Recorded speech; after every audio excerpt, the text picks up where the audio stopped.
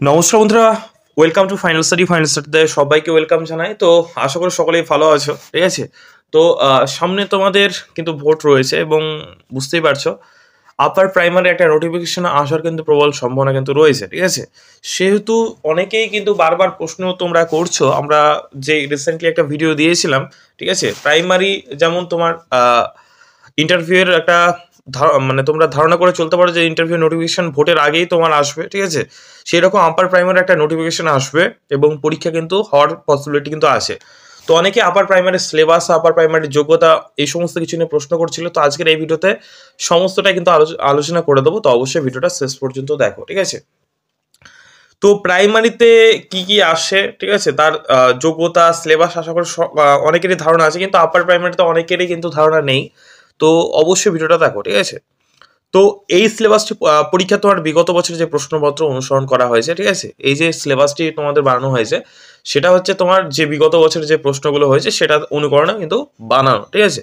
এই বছর যদি তোমার মানে নতুনভাবে যদি প্রশ্ন করা হয়, ঠিক আছে, নতুনভাবে যদি নোটিফিকেশন আসে, তাহলে সেটার যে সিলেবাস সেটা যদি পরিবর্তন হয় তাহলে আমরা পরে ভিডিও করে দেবো, কিন্তু আমরা সাধারণত এই সিলেবাসটাকে নিয়েই কিন্তু চলবো, ঠিক আছে।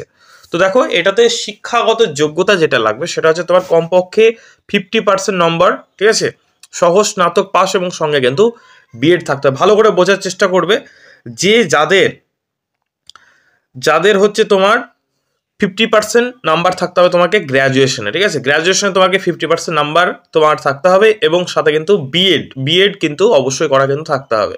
তাহলে গ্র্যাজুয়েশন প্লাস বিএড থাকলে তুমি কিন্তু তোমার মানে তুমি পরীক্ষা কিন্তু বুঝতে পারছো। তবে সংরক্ষিত যারা রয়েছে, যারা রিজার্ভেশন ক্যান্ডিডেট রয়েছে, তাদের কিন্তু 5% সংরক্ষণের ব্যবস্থা আছে, অর্থাৎ তাদের 50% লাগবে না, তাদেরকে 45% রেজাল্ট হলে কিন্তু তোমরা কিন্তু পরীক্ষার জন্য এলিজেবল। ওকে, আশা করি বুঝতে পেরেছি। এবং যারা স্নাতক পাশের সঙ্গে যারা ভাবছো যে ডিএলএড আছে বা ডিএড, ঠিক আছে, তাদের কিন্তু স্নাতকের সঙ্গে কিন্তু তোমার ডিএড বা ডিএলএড কিন্তু থাকতে হবে। এক্ষেত্রে শুধুমাত্র স্নাতক পাস করলে হবে, কেন কোনো পার্সেন্টেজের কিন্তু কথা বলা নেই, ঠিক আছে। তোমার গ্র্যাজুয়েশন প্লাস ডিএলএড তোমরা পরীক্ষা বসতে পারবে। আর একটা হচ্ছে তোমার কমপক্ষে 50% নাম্বার লাগবে প্লাস তোমার বিএড লাগবে, ঠিক আছে। তাহলে তোমরা কিন্তু আপার প্রাইমারি পরীক্ষা কিন্তু বসতে পারো। এবং যারা SC/ST ক্যাটাগরির মধ্যে পড়ছো, ঠিক আছে, রিজার্ভেশন ক্যান্ডিডেটের মধ্যে তোমরা পড়ছো, তাদের 5% তোমার সংরক্ষণে কিন্তু ব্যবস্থা আছে, অর্থাৎ 45% তোমরা নাম্বার থাকলে কিন্তু পরীক্ষায় বসতে পারবে। বিএডদের কথা বলছি, যারা ডিএলএড করেছো বা করবে, ঠিক আছে, অনার্সের পর, তারা কিন্তু তোমার কোনো সেখানে পার্সেন্টেজ দেখা হয় না, জাস্ট তুমি মানে প্লেন তুমি যদি গ্র্যাজুয়েশন পাস করো তবুও কিন্তু তুমি পরীক্ষায় বসতে পারবে। আশা করি বোঝা গেল। এবার চলো নিয়োগ পদ্ধতি যেটা বর্তমানে কিন্তু রয়েছে, আগের যেভাবে হয়েছে সেটাকে নিয়ে আমরা চলবো। লিখিত পরীক্ষা এবং ইন্টারভিউ, অর্থাৎ তোমার প্রথমে একটা রিটেন টেস্ট হয়, ঠিক আছে। এটা রিটেন টেস্ট হয়, দেখতেই পাচ্ছ 150 মার্কের তোমার রিটেন টেস্ট হয়, ঠিক আছে। 150 মার্কের একটা পরীক্ষা হয়, লিখিত পরীক্ষা হয়, এবং তারপরে তোমার ইন্টারভিউ কিন্তু নেওয়া হয়, ঠিক আছে। প্রথমে লিখিত পরীক্ষা, তারপর লিখিত পরীক্ষা পাস করলে ইন্টারভিউর মাধ্যমে তোমার রিক্রুট করা হয়। আশা করি বুঝতে পেরেছো, ঠিক আছে। এবার চলে এসো যেটা সবচেয়ে বেশি তোমাদের জিজ্ঞাসা, যেটা অনেকে বেশি প্রশ্ন করেছো, সেটা হচ্ছে তোমার সিলেবাস কি থাকতে পারে, ঠিক আছে, বা সিলেবাস কি হবে। সেটা হচ্ছে দেখো, প্রাইমারির মতোই অনেকটা সিলেবাস। প্রাইমারি আমাদের যে টেট পরীক্ষা হয়, ঠিক আছে, 150 মার্কের পরীক্ষা হয়, সময় হচ্ছে 150 মিনিট, ঠিক আছে। প্রতিটা প্রশ্নের জন্য তোমরা 1 মিনিট করে পাচ্ছ, যথেষ্ট ভালো কিন্তু সময় দেওয়া হয়, ঠিক আছে। প্রথম যে সাবজেক্টটা থেকে তোমাদের প্রশ্ন থাকে সেটা হচ্ছে তোমার সিডিপি বা যেটা বলে শিশু বিকাশ ও শিক্ষা বিজ্ঞান। এখান থেকে তোমাদের থাকে 30টা মার্ক, যেটা প্রাইমারিতে কিন্তু সেম। প্রাইমারিতে কিন্তু দেখবে সিডিপি অর্থাৎ চাইল্ড ডেভেলপমেন্ট অ্যান্ড পেডাগজি থেকে তোমার 30টা প্রশ্ন কিন্তু থাকে। প্রতিটা প্রশ্নের মান কিন্তু 1 করে, অর্থাৎ প্রশ্ন সংখ্যা 30 এবং নম্বর হচ্ছে 30। নেক্সট দেখো, ফার্স্ট ল্যাঙ্গুয়েজ অর্থাৎ বাংলা থেকে তোমার প্রশ্ন থাকে। বাংলা থেকে তোমার একটা হচ্ছে গ্রামার ভিত্তিক একটা প্রশ্ন হয়, ঠিক আছে।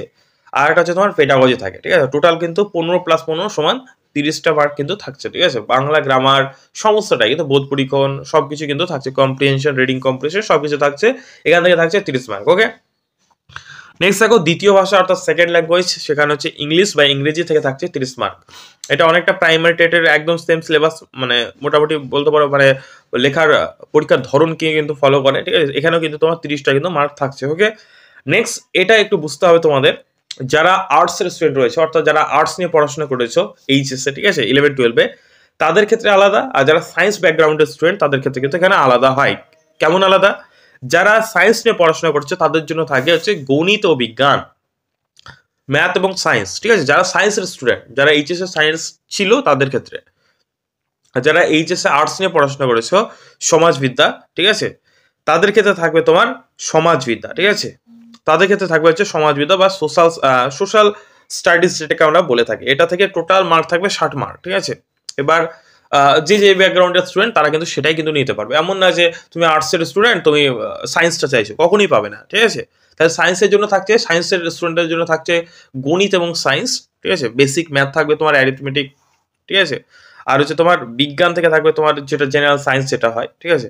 আর আর্টসের যে স্টুডেন্ট, এটার জন্য একটু বলে দিই, ঠিক আছে, আজকের ভিডিওতে আমরা টোটাল সিলেবাসটা নিয়ে আলোচনা করবো না, অন্য কোনো ভিডিওতে আমরা আলোচনা করে দেবো, সমস্যা কিন্তু নেই, ঠিক আছে। তো একটু জাস্ট ধারণা তোমাদের দিয়ে রাখি যে কিরকম টাইপের তোমাদের প্রশ্নগুলো করা হয়, ঠিক আছে, বা কোন কোন জায়গা থেকে কিন্তু প্রশ্ন কিন্তু হয়। ওকে, যেমন এখানে সায়েন্স থেকে তোমরা বলতে পারো, যেমন তোমার হচ্ছে খাদ্য, ঠিক আছে, বাসস্থান, মানে দৈনন্দিন জীবনে যে বিজ্ঞান সেখান থেকে তোমার কিন্তু প্রশ্ন হয়, ঠিক আছে। তারপরে তোমার হচ্ছে ধাতু, ঠিক আছে, তড়িৎ, প্রাকৃতিক ঘটনা, এইরকম টাইপের প্রশ্ন থাকে। তারপরে তোমার বিজ্ঞানের পেডাগজি থেকে প্রশ্ন থাকে, ঠিক আছে, ম্যাথ থেকে প্রশ্ন থাকে। ম্যাথ থেকে কি ধরনের প্রশ্ন থাকে, কয়েকটা চ্যাপ্টার আমি নাম বলছি, তাহলে বুঝতে পারবে আশা করি। নাম্বার সিস্টেম বা যেটাকে বলা হয় বাস্তব সংখ্যা তত্ত্ব, বীজগণিত থেকে প্রশ্ন আসে, জ্যামিতি বেসিক কিছু প্রশ্ন থাকে, ঠিক আছে, পরিমিতি থেকে প্রশ্ন আসে, ডেটা হ্যান্ডেলিং থেকে প্রশ্ন আসে, ওকে, অ্যারিথমেটিক থেকে প্রশ্ন আসে, ওকে। তো কিন্তু এরকম করে কিন্তু তোমাদের 20টা প্রশ্ন থাকে তোমার ম্যাথ থেকে, আর হচ্ছে 10টা প্রশ্ন থাকে তোমার হচ্ছে ম্যাথের পেডাগজি থেকে বা শিক্ষণ বিজ্ঞান যেটাকে। আর বিজ্ঞানের ক্ষেত্রে ঠিক তাই, বিষয়বস্তু বা কন্টেন্ট থেকে থাকছে 20টা প্রশ্ন, আর হচ্ছে 10টা মার্ক থাকবে তোমার পেডাগজি থেকে, মানে সায়েন্সের যে পেডাগজি যেটাকে বলা হয়, ঠিক আছে, শিক্ষণ বিজ্ঞান, ওকে। সেরকম ঠিক সেম ভাবে কিন্তু তোমার সমাজবিদ্যা থেকেও কিন্তু থাকে। সমাজবিদ্যার যে সাবজেক্টগুলো রয়েছে সেটা হচ্ছে তোমার হিস্ট্রি রয়েছে। হিস্ট্রি থেকে যেমন তোমার প্রাচীন, ঠিক আছে, প্রাচীন ভারতের ইতিহাস, ঠিক আছে, মধ্য ভারতের ইতিহাস এবং আধুনিক ভারতের ইতিহাস, এই তিনটে থেকে প্রশ্ন আসে, ঠিক আছে। এটা গেল একটা। এখান থেকে কিন্তু তোমার পেডাগজি সেরকম আসে না, মানে ইতিহাসের পেডাগজি বলে আলাদাভাবে কিছু হয় না। সমাজবিদ্যা বা এনভায়রনমেন্টের পরিবেশবিদ্যার পেডাগজি বলে প্রশ্ন পরীক্ষায় হয়, ঠিক আছে। আর প্রশ্ন আসে ইতিহাস ছাড়া তোমার ভূগোল থেকে প্রশ্ন আসে, যেমন হচ্ছে তোমার সমাজবিদ্যা, ঠিক আছে, সমাজবিজ্ঞান হিসেবে ভূগোল। তারপর হচ্ছে তোমার সৌরজগৎ, ঠিক আছে, গোলক, বায়ুমণ্ডল, জলমণ্ডল, ঠিক আছে, সম্পদ, কৃষিকাজ মানে এগ্রিকালচার, ঠিক আছে।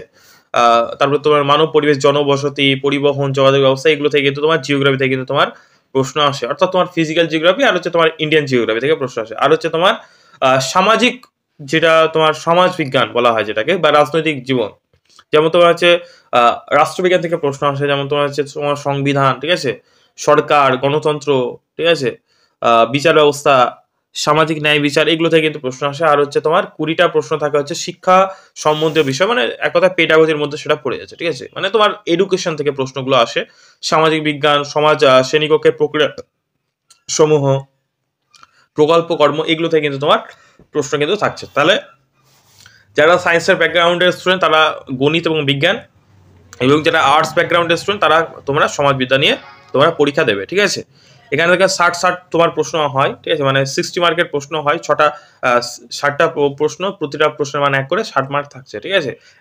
যে ব্যাকগ্রাউন্ডের স্টুডেন্ট তারা কিন্তু সেটা পাবে, ওকে। তাহলে টোটাল কিন্তু তুমি যদি দেখো তাহলে টোটাল মার্ক হচ্ছে 150 মার্কের পরীক্ষা, ঠিক আছে, সময় হচ্ছে 150 মিনিট। তাহলে খুব সুন্দরভাবে তোমরা কিন্তু এক্সামটা দিতে পারো। আমি অন্য কোনো একটা ভিডিওতে ডিটেলসে সিলেবাস নিয়ে ভিডিও করে দেবো, যদি তোমরা চাও। অবশ্যই যারা সিলেবাস নিয়ে ভিডিও চাও অবশ্যই কমেন্ট বক্সে জানিও। আর তোমাদের জন্য একটা গ্রুপ আমরা করেছি, যারা প্রিপারেশন নিতে চাইছো আপার প্রাইমারি বা প্রাইমারি এসএলএসটি, ঠিক আছে, সব রকম এক কথা টিচিং লাইনে যে সমস্ত এক্সামগুলো হয় তাদের জন্য ডেসক্রিপশন বক্স চলে যাও, এই ভিডিও ডেসক্রিপশন বক্সে চলে যাও, সেখানে একটা গ্রুপ আছে, সেই গ্রুপটা তোমরা জয়েন করে নাও। এইরকম তোমাদের এই যে সিলেবাসের ভিডিও বা পিডিএফ নোটস, ঠিক আছে, আমাদের গাইডেন্স, তোমাদের কোনো প্রশ্ন থাকলে সেই গ্রুপে তোমরা আস্ক করতে পারো। তো তোমাদের জন্য কিন্তু বানানো হয়েছে, অবশ্যই তোমরা জয়েন করে নিতে পারো, ঠিক আছে। আর ভিডিও যদি ভালো লাগে অবশ্যই একটা লাইক করে দিও, চ্যানেল নতুন হলে চ্যানেলটাকে অবশ্যই সাবস্ক্রাইব করে দিও। তারপর এরকম টাইপের আমরা কিন্তু ভিডিও বানাবো, এবং খুব শীঘ্রই তোমাদের আপার প্রাইমারি, ঠিক আছে, আপার প্রাইমারি এবং এসএলএসটি ক্লাস কিন্তু আমাদের এই চ্যানেলে শুরু হচ্ছে। তো অবশ্যই চ্যানেলটাকে সাবস্ক্রাইব করে দিও, আর অবশ্যই হোয়াটসঅ্যাপ গ্রুপটা তোমরা জয়েন করে নিও, ঠিক আছে। থ্যাংক ইউ ভিডিওটা শেষ পর্যন্ত দেখার জন্য। দেখা হচ্ছে পরে কোনো ভিডিওতে। অসংখ্য ধন্যবাদ।